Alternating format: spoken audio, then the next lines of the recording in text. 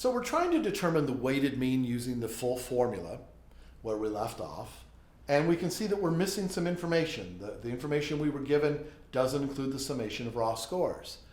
But a couple videos ago, we learned how to figure that out. We can solve for that.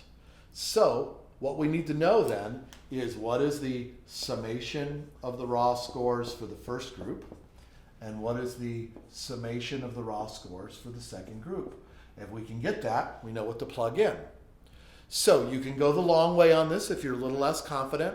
Plug in what you have, the mean and the number of scores, into the formula for the mean, just the regular mean formula, and solve for the summation of raw scores. Or what we noticed when we did this earlier in the chapter is all you have to do is multiply these two numbers together. So the summation of raw scores for the first group is 100. The summation of raw scores for the second group is 300. Now, again, I highly encourage you to pause the video here and make sure you can get those two numbers. Whichever way you want to take it, you know you as a learner, you know your comfortability with math and math processing. So however you want to get at that, but take a second and make sure you can get those values. So now we have what we need to plug and play into the formula.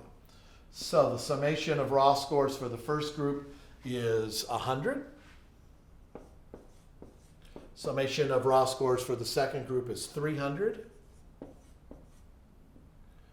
The number of raw scores in the first group, is 10, and also 10 again in the bottom group.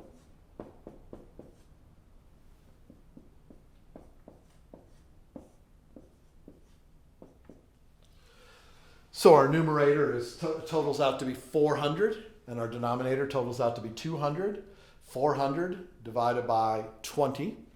I said 200, obviously I meant 20. 400 divided by 20 is 20.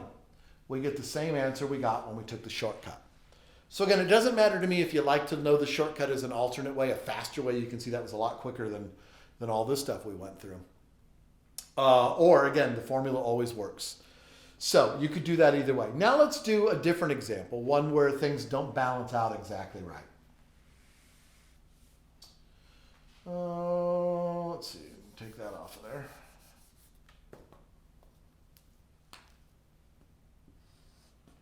Midpoint back. So let's change. The second group we're going to leave alone. The second group has a mean of 30 with 10 scores in it, and so the summation of raw scores is 300. For this group, we're going to make it, let's make it bigger. Let's say that there are 20 people in this group now. So the mean is still 10 points for the first group, but the number of scores in there is 20. These groups no longer weigh the same.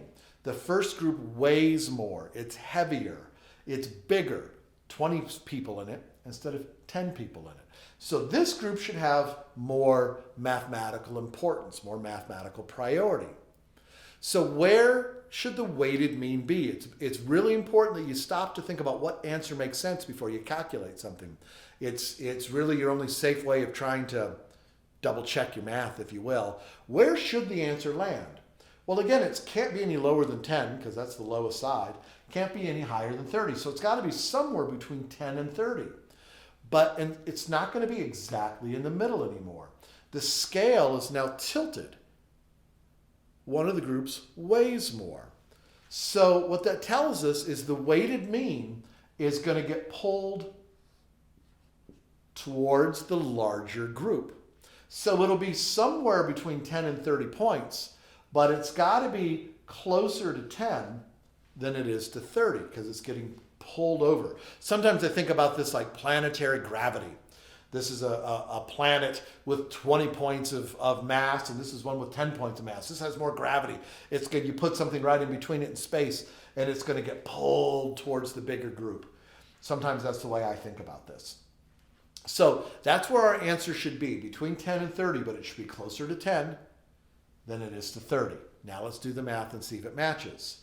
So we know to run the formula, we need our summation of raw scores for both groups. So up here now, our summation of raw scores is 200.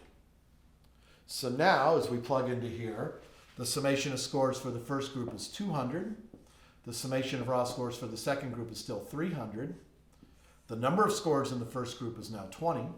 The number of scores in the second group is still 10.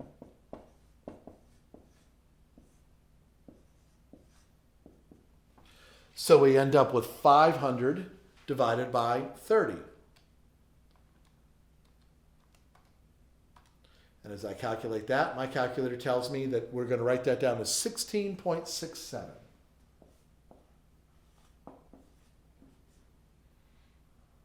One of the things you'll notice is I often just sort of make up numbers as I go, which means that I've got to calculate it along with you guys. I didn't know what the answer to that was going to be. That's not the example I have written down here. I like to just make stuff up and see how it works out. So again, 200 plus 300 is 500. 20 plus 10 is 30. So 500 divided by 30 and 16.66666666. And we know from earlier videos that our class procedure is you round to the hundredths place. So 16.67. Well, remember 20 is right in the middle here. So where is 16.67? Does it match our prediction? Yes, it absolutely does. It's somewhere between 10 and 30 points, but it's closer to 10 than it was to 30. So that is a weighted mean. That's all there is to calculating the weighted mean. It's just this formula right here. But again, what's important here is that you start with a prediction. What answer makes sense? You're going to hear that a lot in the videos this semester. Start by just saying what answer makes sense. Because if you don't, and you made a mistake, and let's say the answer came out as 26.67, you would just write that down and get it wrong. You'd put that in on your quiz or whatever, and you'd be wrong. You have to, because you have to think about the logic of it first as a kind of a safety procedure. At least I highly recommend you do. It's a good way to catch mistakes and therefore get good grades. All right, so we are done figuring out how to calculate the weighted mean. Next, we're going to go on and talk more about the mean, some of the characteristics of the mean, some of the predictable things we know about a mean and how it behaves. So we'll see you there.